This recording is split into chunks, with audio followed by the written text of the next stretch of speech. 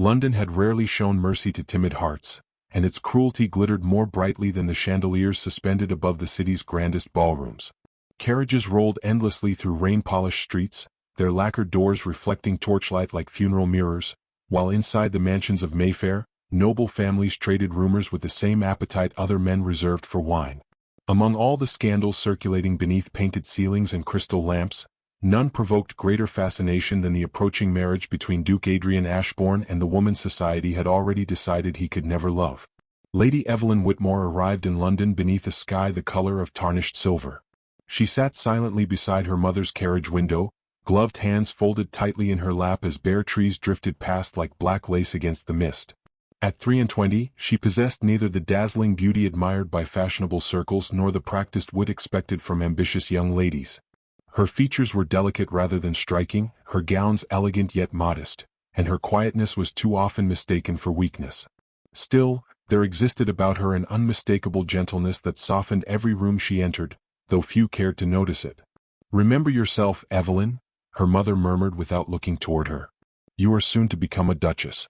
A woman in your position must learn endurance before happiness." Evelyn lowered her eyes obediently. Such advice had followed her since childhood. Endure criticism. Endure silence. Endure disappointment with grace. Yet as the carriage neared Ashbourne House, she could not silence the small ache gathering beneath her ribs. She was to marry a man she scarcely knew, a man whose very indifference had become fashionable conversation throughout London. Duke Adrian Ashbourne inspired fascination wherever he appeared. Tall, broad-shouldered, and devastatingly composed, he carried himself with the restrained confidence of a soldier rather than an aristocrat. Since inheriting the dukedom after his father's death, he had acquired a reputation for cold discipline and merciless intelligence. Women admired him desperately, men feared his judgment almost as much as they envied his fortune. Yet despite the approaching wedding, he had never once escorted Lady Evelyn publicly, never written her affectionate correspondence, and never offered her more than the strict courtesy duty demanded. By the time evening descended over Mayfair, the Whitmore family entered the Duke's engagement ball beneath a blaze of candlelight. The ballroom itself resembled a cathedral dedicated to vanity. Golden mirrors reflected hundreds of jeweled guests, musicians performed from a velvet balcony above the marble floor, and enormous arrangements of winter roses perfumed the overheated air. Conversation swelled in elegant waves, though Evelyn quickly realized many voices softened only long enough for her to pass. "There she is. The poor creature looks terrified. They say the Duke spends more time with Lady Pembroke than with his own betrothed." Evelyn pretended not to hear. She moved carefully through the ballroom, her pale blue silk gown whispering against the polished floor while diamonds flickered from noblewomen's throats like shards of ice. Every glance seemed to measure her inadequacy against the impossible standards of London society. Then the crowd shifted suddenly. The Duke had entered. Even before Evelyn saw him, she felt the change sweep through the room like a gust extinguishing candles. Adrian Ashbourne descended the staircase with effortless authority, dressed in severe black evening clothes that rendered his expression even more unreadable. Ladies straightened as he passed. Men bowed. Yet the Duke acknowledged none of them beyond the slightest inclination of his head. Evelyn's breath caught despite herself. For one fragile moment, she imagined he might cross the ballroom toward her. Perhaps he would offer his arm. Perhaps London would finally witness some evidence that she was not merely an obligation forced upon him by family arrangement and financial necessity. Instead, Adrian stopped beside the radiant Lady Pembroke, whose scarlet gown attracted attention like fresh blood upon snow. The humiliation arrived quietly. Lady Pembroke laughed at something the Duke murmured near her ear. Several guests noticed immediately. Whispers spread beneath the music with poisonous efficiency, and Evelyn felt her cheeks warm beneath their scrutiny. No insult wounds quite so deeply as one delivered without words. "Smile, child," her mother hissed softly. "Everyone is watching." Evelyn obeyed because she had been raised to obey. She accepted greetings, endured pity disguised as politeness, and even danced once with an elderly viscount whose sympathy proved nearly unbearable. Yet throughout the evening she remained painfully aware of Adrian's distance. He never approached her, never sought her gaze. Once, across the ballroom, their eyes finally met for the briefest instant. His expression changed. Not coldness, not contempt. Something far more dangerous flickered there before vanishing entirely. Confusion unsettled her composure. If he disliked her so thoroughly, why had his gaze carried that strange hesitation, almost resembling regret? Near midnight, the musicians began a waltz while guests gathered beside towering windows overlooking the rain-dark gardens. Evelyn stood alone near the edge of the ballroom when two gentlemen nearby spoke carelessly enough for her to hear. "The Duke looks at her," one remarked quietly, "as though she were already a widow." Soft laughter followed. The word struck harder than cruelty shouted openly. For one terrible instant, Evelyn feared tears might betray her before the entire assembly. She lowered her gaze, gathered her skirts with trembling fingers, and slipped from the ballroom before anyone could witness the devastation crossing her face. Outside, icy rain drifted through the stone terrace arches. Lantern light shimmered across wet marble while distant carriage wheels echoed beyond the gates. Evelyn pressed one shaking hand against her mouth, struggling to reclaim the dignity London seemed determined to strip away piece by piece. Then, through the silence behind her, came the sound of a door opening. She turned slightly. At the ballroom entrance, half concealed beneath golden candlelight, stood Duke Adrian Ashbourne watching her with an expression no one inside had been permitted to see. And for the first time that evening, he looked unable to look away. Morning arrived over London in shades of pearl and smoke, yet the humiliation of the engagement ball clung to Evelyn Whitmore with exhausting persistence. Long after the music had faded and the chandeliers darkened, she could still feel the weight of whispered mockery pressing against her skin like invisible bruises. More unsettling still was the memory of Adrian Ashbourne standing in the terrace doorway, watching her not with indifference, but with an emotion she could neither understand nor trust. He had not followed her. He had not spoken. By the following afternoon, society had transformed the evening into fashionable gossip. Ladies repeated exaggerated accounts over tea tables while gentlemen smirked behind newspapers in their clubs. Some claimed the Duke regretted the arrangement entirely. Others insisted Evelyn's family had trapped him through financial desperation. For 3 days she remained inside the Whitmore townhouse, avoiding invitations and pretending not to notice her mother's growing frustration. Evelyn spent hours beside the drawing-room fire with a book resting unopened upon her lap, unable to silence the ache coiling quietly within her chest. Then the roses arrived. A footman carried them into the drawing-room shortly after noon. White winter roses, rare and impossibly fresh, rested inside a silver vase tied with ivory ribbon. Their fragrance softened the room immediately, delicate yet haunting. "There is no card," the servant explained. Lady Whitmore frowned. "From whom?" "I was not told, my lady." The flowers unsettled Evelyn more than they pleased her. No gentleman sent anonymous gifts to an unmarried woman without inviting speculation. Yet despite her caution, she could not resist touching one pale blossom gently with her fingertips. "They are beautiful," she whispered before she could stop herself. Her mother's expression hardened instantly. Beauty is dangerous when attached to mystery. The following morning another package appeared. Inside rested a slim volume of poetry bound in dark green leather. Evelyn recognized the title immediately. Months earlier, during a country dinner, she had mentioned the collection in passing, lamenting that she had never found a copy. Again, no note accompanied the gift. Days passed. More offerings followed. A sheet of rare piano music she once admired during a recital. A hand-painted miniature of the sea beneath moonlight. Fur-lined gloves after she had been seen shivering outside a chapel in Kensington. None were lavish enough to appear vulgar. Instead, each object carried an intimacy almost impossible to explain. Gradually, against her better judgment, Evelyn began anticipating their arrival. Outside the townhouse, whispers sharpened dangerously. "She encourages secret admirers already. The Duke must be blind with humiliation." By the end of the week, even elderly matrons exchanged scandalized glances whenever Evelyn entered a room. Her mysterious benefactor had transformed her from pitiable bride into suspicious woman. The tension reached its breaking point at the Royal Opera House. That evening London glittered beneath recent snowfall, carriage lanterns glowing against icy streets like floating embers. Inside the opera house, velvet balconies overflowed with nobles draped in jewels and satin while orchestral music trembled through the golden hall. Evelyn entered beside her parents wearing silver silk, painfully aware of curious eyes following her every movement. Lady Pembroke occupied a balcony overlooking the stage, magnificent in dark crimson velvet. The widow's smile sharpened visibly upon noticing Evelyn below. "How fortunate," Lady Pembroke announced loudly, "that some women require neither charm nor affection to secure a duke." Evelyn felt heat rise beneath her skin.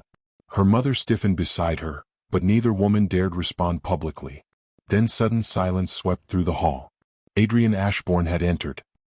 He moved through the crowded aisle with measured confidence, black evening attire rendering him almost severe beneath the opera lights.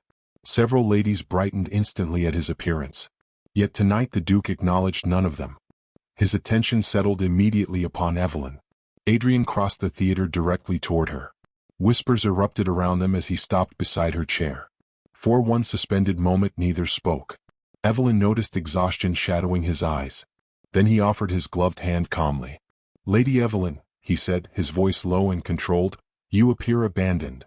The remark startled faint laughter from nearby listeners. Evelyn placed her hand lightly upon his arm. "Only temporarily, Your Grace." His gaze lingered upon her face a fraction too long. "Then permit me to correct the injustice." Without another word, Adrian seated himself beside her. Shock rippled visibly throughout the opera house.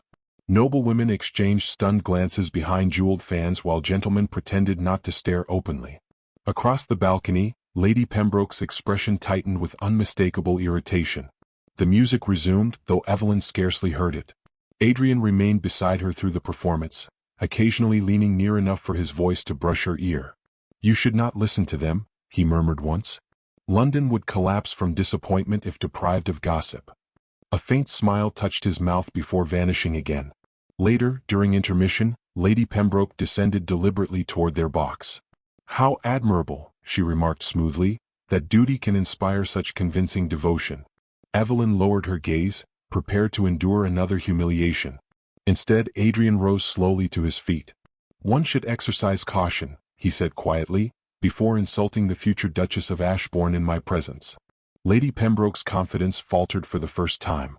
Around them, conversation died into astonished silence.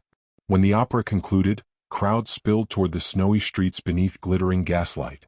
Adrian escorted Evelyn personally to her carriage while reporters and aristocrats watched from every direction. Before she entered, he paused. "There are storms," he said carefully, "that begin long before thunder arrives." Evelyn searched his face, certain deeper meaning lingered beneath the words. But before she could answer, her mother appeared beside her. The Duke stepped back immediately, his composure restored. Only after returning home did Evelyn discover the final gift waiting beside her bedroom fire. The poetry volume from earlier that week, now open to a marked page containing a single handwritten sentence. "You have mistaken silence for indifference." The handwriting belonged unmistakably to Adrian. For 3 sleepless nights, Evelyn Whitmore kept the Duke's handwritten message hidden beneath her pillow like a forbidden confession. Each time she unfolded the paper, the same sentence unsettled her composure anew. "You have mistaken silence for indifference." The words should have comforted her, yet they only deepened the confusion surrounding Adrian Ashbourne. A man truly untouched by feeling would never have noticed the wounds his silence inflicted. London, however, possessed little patience for tenderness. Society interpreted Adrian's sudden attentiveness not as affection but scandal. Newspapers began speculating openly about his motives while noblewomen whispered that Evelyn had manipulated the notoriously distant Duke into public devotion. Invitations quietly disappeared. Conversations halted whenever she entered a room. The same aristocrats who once pitied her now watched with suspicion sharpened by envy. Adrian responded by becoming even more impossible to understand. He called upon her twice that week, always formal, always restrained. Yet beneath his composure lingered a dangerous intensity that left Evelyn restless long after he departed. During one visit he noticed her shivering near the drawing-room window and silently adjusted another log upon the fire without interrupting conversation. During another, his gaze remained fixed upon her while she played the pianoforte, as though the music revealed secrets he could not bear hearing aloud. Then came the storm. Evelyn had been returning from a charitable visit beyond Richmond when violent rain swallowed the countryside. Wind lashed against the carriage with startling force, rattling the windows until even the horses struggled upon the muddy roads. Thunder rolled across the darkened sky like distant artillery while trees bent violently beneath the gale. "We cannot continue safely, my lady," the driver called anxiously through the storm. Moments later another carriage appeared through the rain. Adrian Ashbourne emerged from the downpour wearing a dark traveling coat drenched by weather. Water glimmered upon his hair and shoulders as he approached her carriage window. "There is an estate nearby," he said firmly.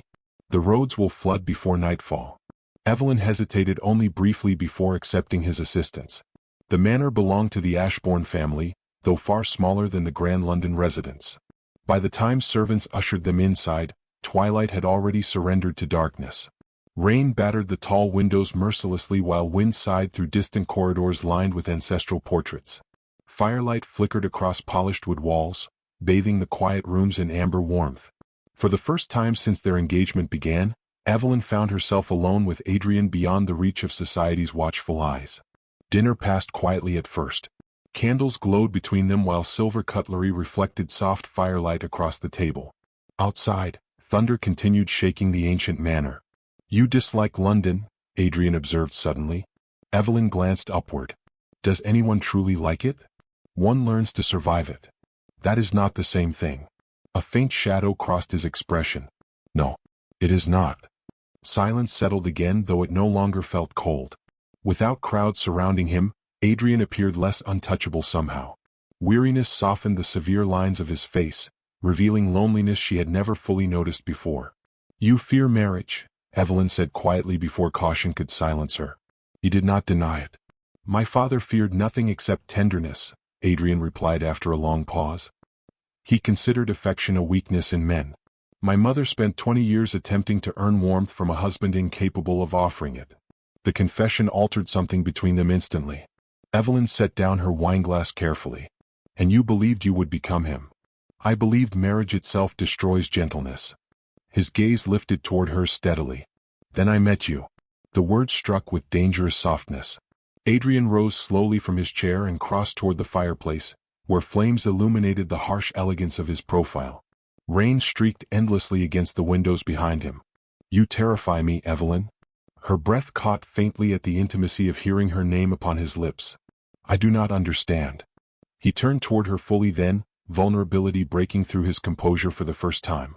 "You possess the ability to make me wish to be better than I am. That is a far more dangerous thing than desire." Emotion tightened painfully within her chest. "You wounded me long before you protected me," she whispered. The honesty of the statement seemed to strike him physically. Adrian lowered his gaze briefly, as though unable to defend himself against it. "I know," he admitted quietly. The fire crackled between them while years of restraint dissolved slowly into confession.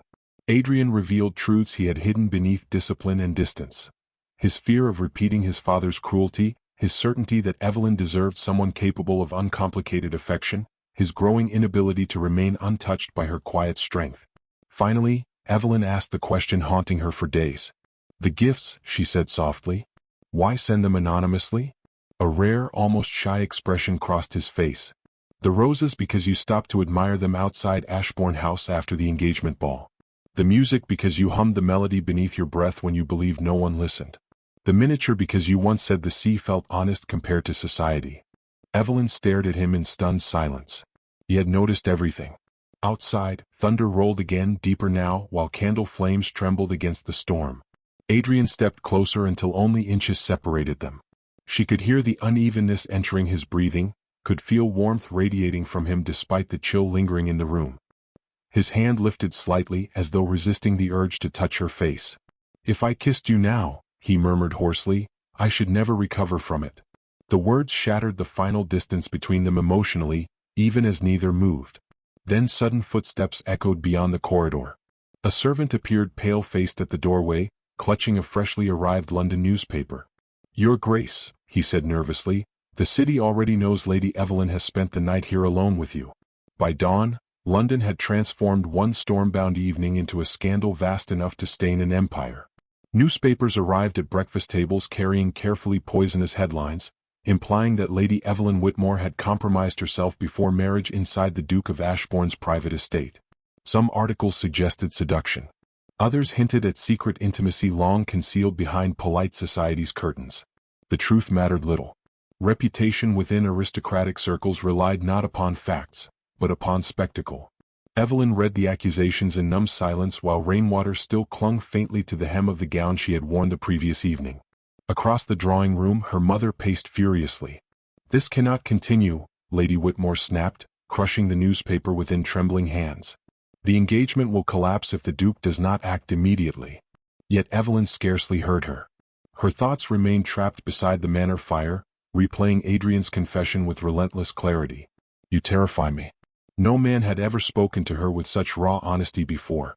For the first time since arriving in London, She had glimpsed the lonely soul hidden beneath the Duke's impossible restraint. Now society threatened to destroy them both for it. Before noon, invitations were withdrawn from 3 separate households. A charity committee politely requested Evelyn's absence from an upcoming event. Even longtime acquaintances avoided meeting her eyes during carriage rides through Hyde Park. London possessed an elegant method of exiling women without ever raising its voice. By evening, Adrian arrived at the Whitmore residence unannounced. The servants admitted him instantly, though tension followed him through the halls like approaching thunder. Dressed in dark riding clothes, he appeared exhausted yet fiercely controlled. His jaw tightened visibly when he noticed the newspapers scattered across the drawing-room table. Lady Whitmore stood immediately. "Your Grace, this situation requires careful management." "It requires silence from everyone except Lady Evelyn," Adrian replied coldly. The sharpness of his tone startled the room into stillness. Evelyn rose slowly from her chair. She noticed how his gaze softened the instant it reached her face, though strain remained etched beneath his composure. "I should release you from the engagement," she said quietly before courage abandoned her. "This scandal damages your title far more than it damages me." The words visibly struck him. Adrian crossed the room in several measured steps until he stood directly before her. "Do you truly believe I would permit London to shame you alone? You owe me nothing beyond courtesy." A dangerous emotion flickered through his eyes. "That is where you remain mistaken." For one suspended moment the room seemed to disappear around them entirely. Evelyn felt the weight of his attention with painful clarity, intimate enough to unsettle her breathing. Then Lady Whitmore interrupted carefully. "The royal banquet tomorrow evening may offer an opportunity to quiet the rumors, provided appearances are handled properly." Adrian never looked away from Evelyn. Appearances are precisely what created this disaster. The following night, the royal banquet unfolded beneath impossible magnificence. Hundreds of candles illuminated vaulted ceilings painted with cherubs and mythological scenes while musicians performed beside towering arrangements of winter lilies. Diamonds flashed from noble throats like captured stars. Yet beneath the beauty lingered cruelty sharpened into anticipation. London had come to witness humiliation. The moment Evelyn entered the palace ballroom beside her parents, whispers erupted through the crowd like sparks catching dry paper. Noble women glanced openly toward her. Gentlemen murmured behind gloved hands. Somewhere distant, laughter flickered briefly before vanishing. "She dares appear publicly. The Duke will surely distance himself now." Evelyn forced herself forward despite the humiliation clawing beneath her skin. Her silver gown suddenly felt too bright beneath so many judging eyes. Every instinct begged her to retreat. Then the grand doors opened behind the orchestra platform. Adrian Ashbourne entered alone. Conversation faltered instantly. Tonight he wore full formal attire reserved for the highest ceremonies of state. Black velvet and silver embroidery emphasized the severe elegance of his tall frame, while candlelight burnished the sharp angles of his face into something almost regal. Yet unlike previous gatherings, he did not pause to greet ambassadors or duchesses waiting eagerly for acknowledgement. Instead, he searched the ballroom until his gaze found Evelyn. And then he walked directly toward her. The crowd parted instinctively before him. Evelyn's pulse thundered painfully as Adrian approached. She saw astonishment ripple across nearby faces, felt society itself holding its breath. When he finally reached her, he stopped without speaking for several seconds. His eyes moved slowly across her face, lingering there with unmistakable admiration. Then, before all of London, the Duke of Ashbourne lowered himself gracefully onto one knee. Gasps erupted throughout the ballroom. "Lady Evelyn Whitmore," Adrian said clearly enough for surrounding guests to hear, "may I escort my future wife?" Shock froze the assembly into silence. Evelyn stared down at him, scarcely breathing. No duke humbled himself publicly. Certainly not Adrian Ashbourne, whose pride had become legendary throughout England. Yet there he remained, waiting only for her answer. Emotion tightened painfully in her throat. Slowly she placed her gloved hand into his. "You may, Your Grace," she whispered. Adrian rose smoothly and guided her toward the center of the ballroom just as the orchestra began a waltz. Hundreds watched in stunned disbelief while he drew her carefully into his arms. For the first time since their engagement began, Evelyn no longer felt invisible beside him. "You should not have done this," she murmured shakily as they moved across polished marble. "I should have done it long ago." The confession stole her breath. Around them, aristocrats continued staring openly, but Adrian seemed utterly indifferent now. His attention never left her face. "I once believed love weakened men," he said quietly while the waltz carried them beneath rivers of candlelight. Then I discovered it merely reveals whether they possess courage. The words shattered the final remnants of doubt inside her. Evelyn looked up at him fully then, and for one dangerous instant the ballroom disappeared entirely. There remained only his steady hands against hers, the warmth of his voice, and the terrifying realization that she had already given him her heart. When the music ended, applause erupted uncertainly through the hall, though whispers still poisoned the edges of the room. Adrian escorted Evelyn toward the palace balcony overlooking the dark city beyond. Snow drifted softly beneath the moonlight while distant church bells echoed across London rooftops. At last they stood alone. Adrian turned toward her slowly, emotion breaking openly across his face for the first time. Tomorrow morning they would stand before England at the wedding altar. And suddenly, with the winter wind trembling around them, he reached inside his coat and withdrew a folded document bearing the royal seal. "There is something," he said quietly, "you were never meant to discover before the ceremony.